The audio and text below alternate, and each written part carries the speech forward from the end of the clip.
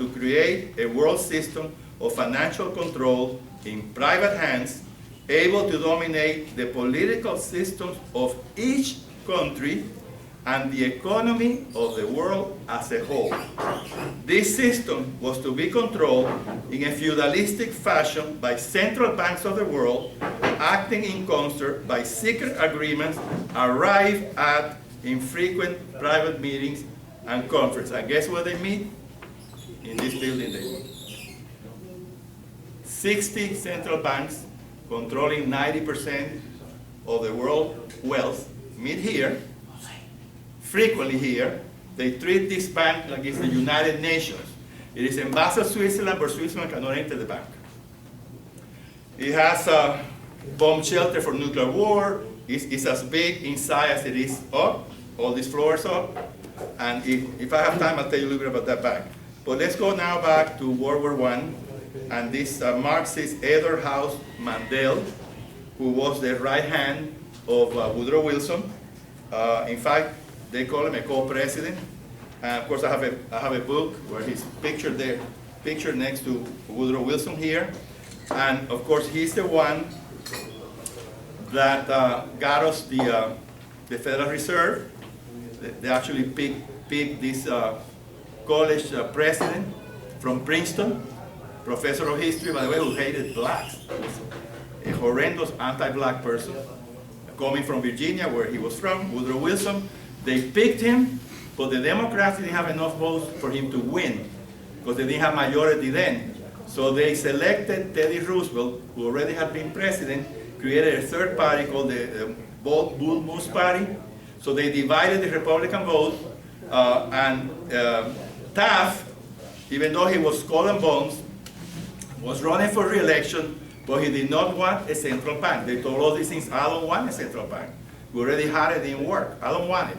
So they fine. So they picked this guy, Woodrow Wilson, president of Princeton.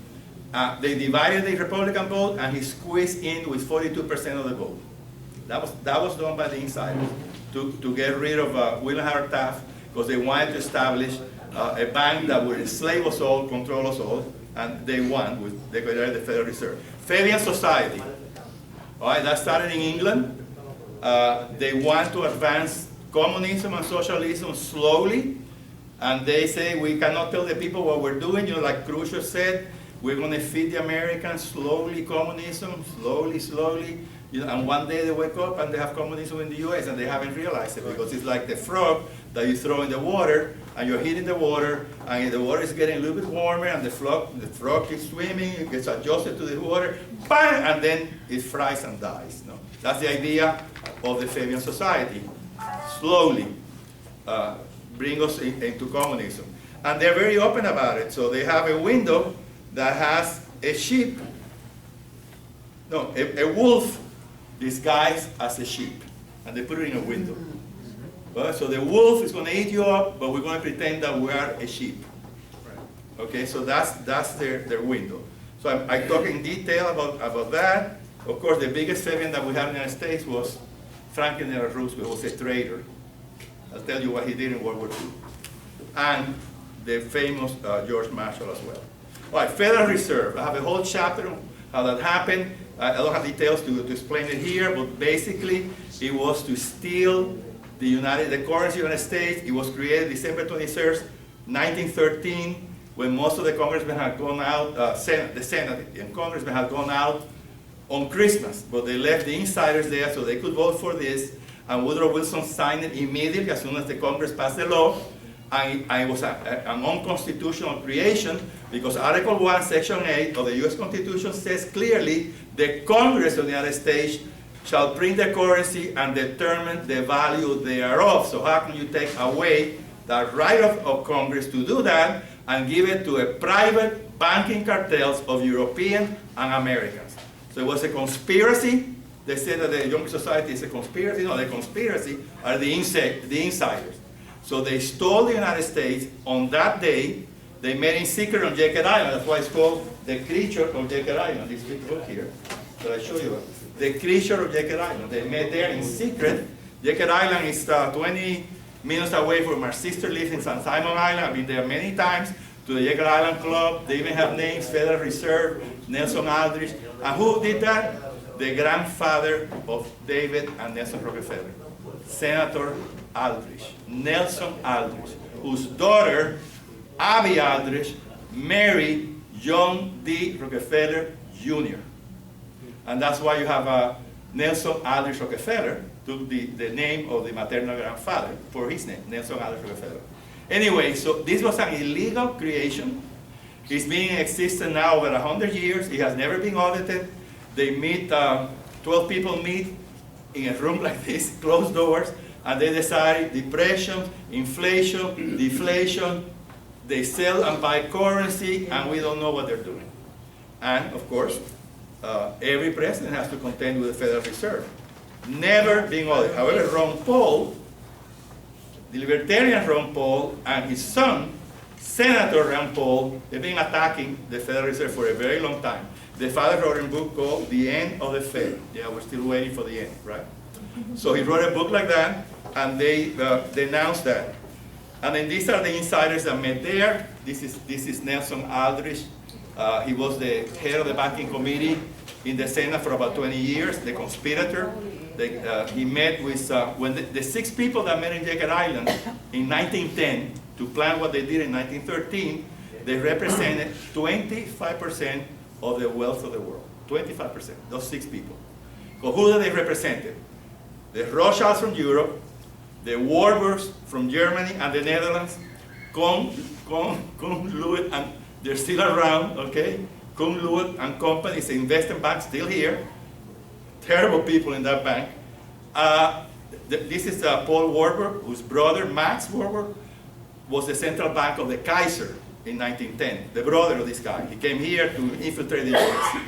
And his son, by the way, James Warburg, he told Congress in the 50s, we are going to get a new world order whether people like it or not. I have the quote in the book, the son of this guy here. So they met in secret there. They represented Rockefeller and Morgan. Those were the biggest bank in the United States. And in Europe, the Rothschilds, the Warburg, Kuhn, and Lowell. So and they stole our country in 1913. And immediately after that, they were going to get us into debt. So what did they pass? The income tax. Right away, because they were going to get us into wars. They was going to get us into, and these are the people that founded. This guy worked for Rockefeller. Was head of the Rockefeller Bank, and later, he was helping the Soviet Union. So I call all these people traitors, because that's what they are. They should all be in jail. Like Hillary, Bill, Obama, Soros, and company. All right, criticism of the Federal Reserve Bank, what I explained, what the criticisms are, why we need to modify the bank, at least do an audit. Then I have a chapter which is based basically on this book, and other books as well, because, what do you call it? He talks about it, Gary Allen, also other people talk about it, but this is a very good book that talks about what happened, how they helped get rid of the Tsar. Why do you think they got rid of the Tsar? And they hated him so much. Why? Russia, under Nicholas II, was the largest country in the world. It incorporated Finland, Poland, and the 3 Baltic nations, Latvia, Lithuania, and Estonia. Huge empire.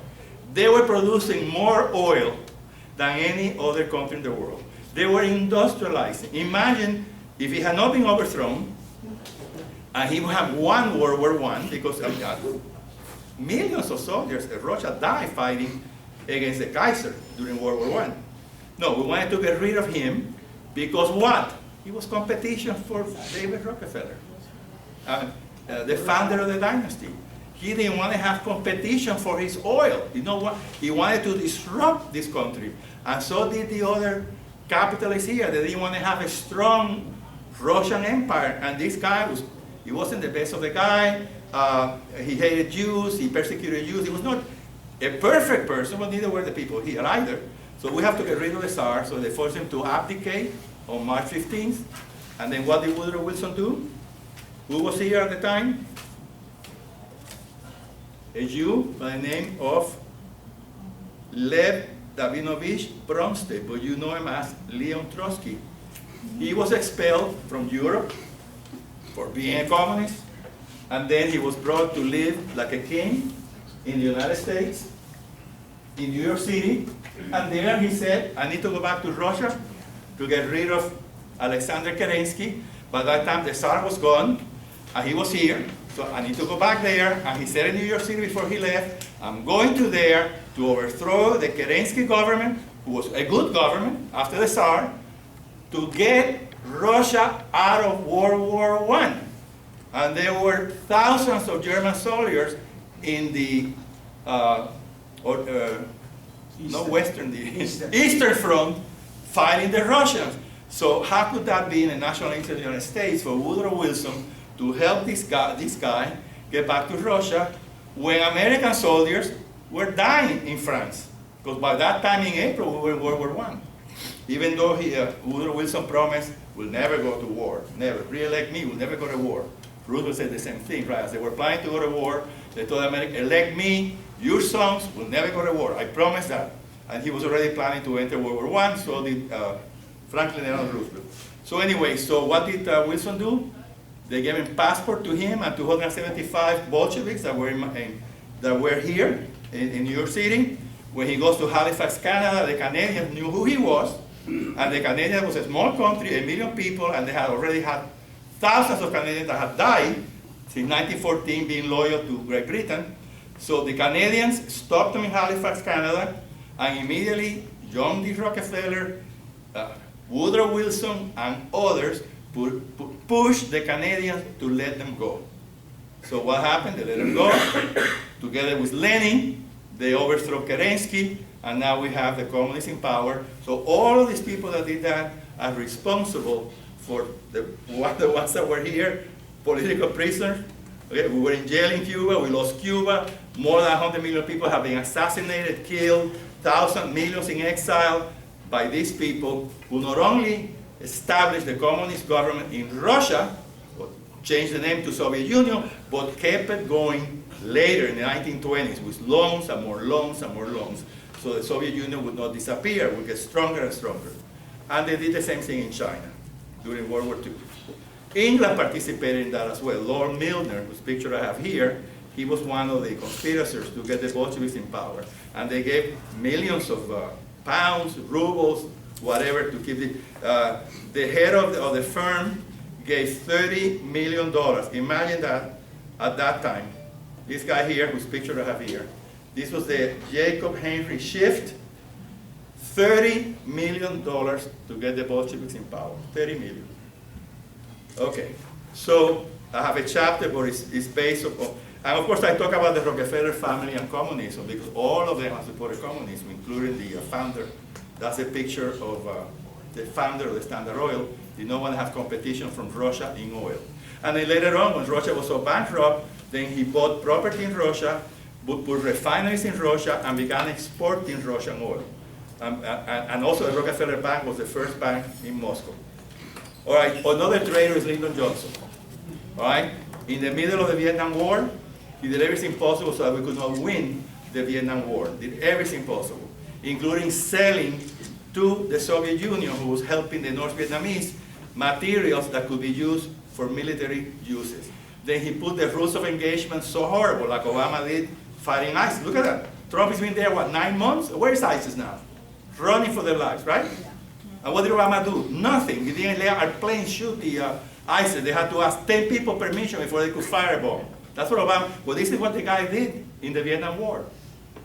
When Russia was sending SAM missiles to bring down our planes in Haiphong, that's the port of Hanoi, Lyndon Johnson would not allow our Air Force to blow up the SAM missiles as they were being disembarked in the port of Haiphong. They had to be installed, ready to fire our planes, and then you can shoot them. When they're bringing your plane down, then you can shoot as them. So that horrible thing happened there. And so I have, you remember that famous, infamous picture, right, of our traitor's president, who is a communist, hidden radical Muslim, where he tells Medvedev, tell Vladimir to give me space until I get reelected, right? And what did he do after he got reelected? He allowed the Soviet Union to violate all the treaties, and now, I describe all of this in this book here. This is a very good companion to this one. The gathering threat of Russia, China, and their allies against America. very good companion to this book. So what did Obama do? He allowed Russia, Soviet Union today, Russia alone has more ICBMs than we do. Imagine combine that with China, twice as many ICBMs as we have. And all the time we've been sharing our technology with Russia and with China. Who will love China and Russia? The United States did that, by sharing all the technology that we have. Of course, the Clinton did it for money, right? Now that's back in the news. Clinton cash. I have Clinton cash explained here in that book, all the details. How we sold our uranium mines, 20% of them. Uranium One was a Canadian company. We approved the Canadian company, sell that to a Russian firm. We lost 20% of the uranium mines where we are not self-sufficient in uranium. So now we're going to have to buy from Russia, but we sold them. Either that or confiscate the mine someday. But anyway, so perhaps new documents are coming out thanks to Judicial Watch and Tom Fenton, and they're bringing out that not only they gave the Clinton Foundation $145 million, they were bribing other people as well, and now that's coming to light. But I have no faith in the Republicans in Congress. How many times have they investigated, and what's it, at the end is what? Nothing happens at the end. Maybe this time it will happen, hopefully. Anyway, Podesta is a criminal, okay? He was doing business. You want to know about the Russian collusion? Podesta, the Clintons, Eric Holder, that's the collusion, not the phony collusion now. I have a whole section of what Obama did in 2009 with Hillary Clinton, where they helped Russia and Vladimir Putin create something similar like a Silicon Valley on the outskirts of Moscow, where we gave them all of our technology, the best technology that we had, we gave them to the Russians, and then the Clinton Foundation got a lot of donations that it was doing. Clinton will sell the entire nation for money. Anyway, but it's explained here because you don't talk about this here anywhere. You don't read about it. And then this stopped when the U.S. Army and the FBI went to Clinton and Hillary Clinton, went to Obama and Hillary Clinton and said, what you are sharing with Putin has military uses. And then they had to stop. But by that time, we have given away the store. So that's explained here.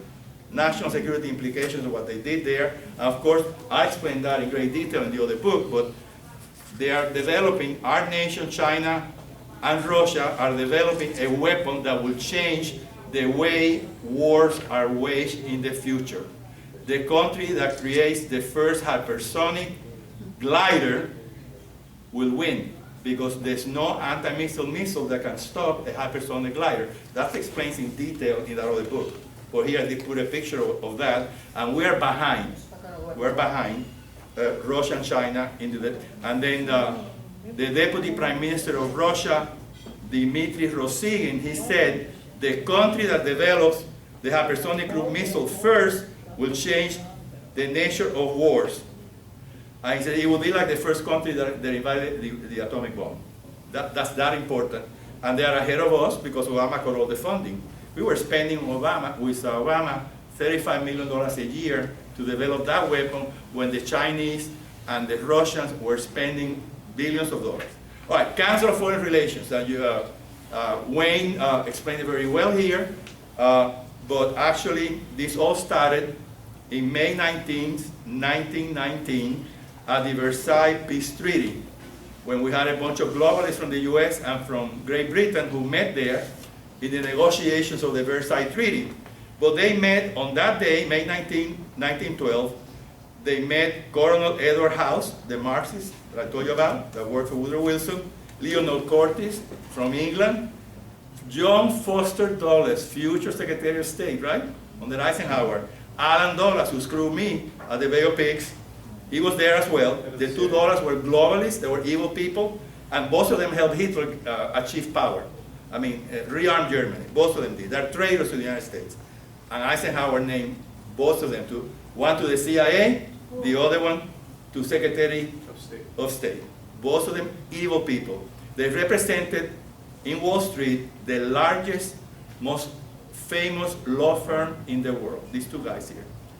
And they did all the contracts, General Motors, Ford, to help Hitler. They did the contracts right there in their office. Both traitors to the United States. Anyway, so that's how they got started. So they founded first the Royal Institute of International Affairs in London, which is very similar to the Council of Foreign Relations. And then eventually we founded ours in 1921, the Council of Foreign Relations. Supposed to be a sister institution. Later they sort of like split, but the goals are the same.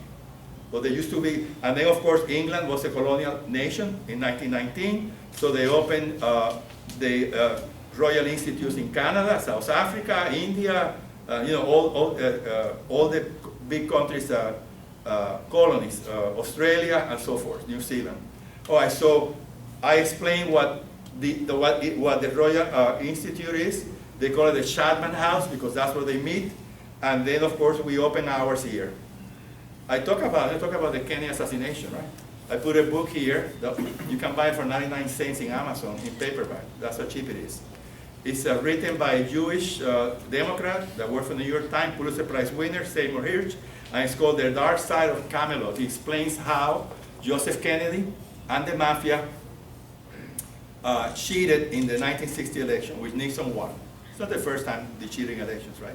But that was a big cheat because Kennedy won by 119,000 popular votes, so they cheated everywhere. They cheated in Virginia and Texas, they cheated, the mafia was there.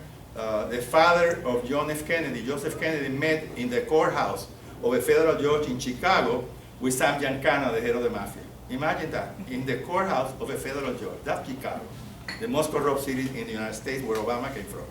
So this book explains it all. Explains all of that, how they stole the election in many chapters. So I put it there because it has to do with globalists and all of that.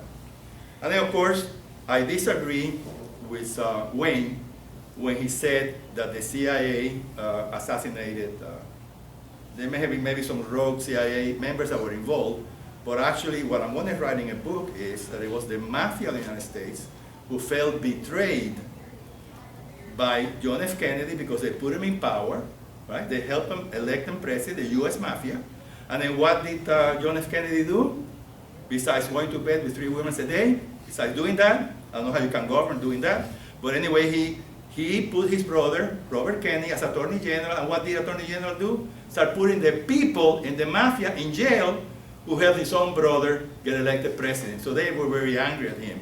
Sam Giancana, John Russelli from Las Vegas, Santo Traficante from Florida, all of these mafia people that helped John Kennedy get to power felt completely betrayed. That's in conversations that the FBI has. You know what they have hidden in these documents that we're not seeing? There was a CIA agent, John Jesus Angleton, who testified before the Senate Intelligence Committee, and they have 170-some pages of his testimony, and he says the KGB killed Kennedy. We're not reading that. Why? They've had 25 years to look at the documents. And I feel betrayed by Donald Trump because he promised to reveal it, and then he's keeping the most important documents. We're not reading that. But I'm going to say in my book. So it was the mafia, it was the KGB, rogue elements of the KGB, and it was Fidel Castro. Those were involved in the KGB. It could have been maybe a CIA rogue agent there, maybe, but the main ones were those 3 people, especially the rogue KGB. All the 3 factors that you mentioned there work for the CIA. Yes, they might. No, they might not. They do. Well, they might, but I think there were a lot of good people in the CIA that did not want Kennedy to be killed. Of course, he was killed. He also said before he died that he was going to reveal all these secret groups that are trying to run the government, meaning Council of Foreign Relations, and he wanted to expose them. And he also wanted the U.S. to start printing the currency, not the Federal Reserve.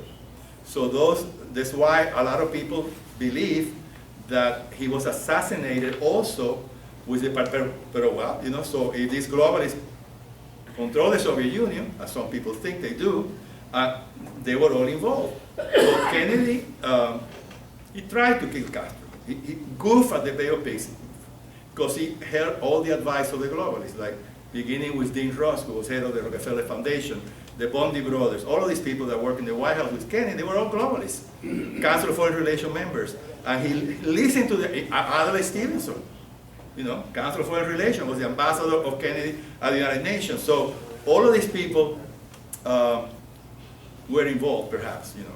But anyway, but it came, Lee Harvey Oswald was a Soviet KGB spy who worked at a Sioux Air Force base in Japan. He was already recruited by the KGB. He gave Russia, or the Soviet Union, how to bring down the U-2 planes. And when Gary Powell was shot down, and he eventually was released, the first thing he said when he came back to the United States, they shot me because of Lee Harvey Oswald. Because he worked with the radars, and he was a very smart guy. And then they gave him a wife he never met, Marina Oswald. This is your wife now. Never met her until they gave her as a wife. So anyway, he worked for the KGB always. And then months before the assassination, he went to Mexico City, met with 3 KGB generals, Valery Kostekov being the most important one, to plan assassination. And then he went to the Cuban embassy as well. Remember who Fabio Grobar is from Cuba? This guy was a communist always, not even born in Cuba. He took that name. Well, he was in Dallas when Kennedy got killed. And then he rushed to Mexico and took a Cubana Air Force, Cubana plane as the only passenger to go back to Cuba. And there are names of Cubans working for Cuba that were supposed to be in Dallas as well. The information is not, you know, I say probably this is what happened because, you know, I have 20 books at home. Some say the CIA, some say Lyndon Johnson. Lyndon Johnson got scared when he knew what they did to him. As soon as he took over, he stopped attacking Cuba because the next one's going to be me. They're going to kill me. So Lyndon Johnson knew he came from Cuba. And before he died, he said it. And so did Jacqueline Kennedy. She said it too. I saw a documentary, and Jacqueline said the same. My husband was killed. Cubans were involved in the assassination of my husband. She said it. Jacqueline Kennedy.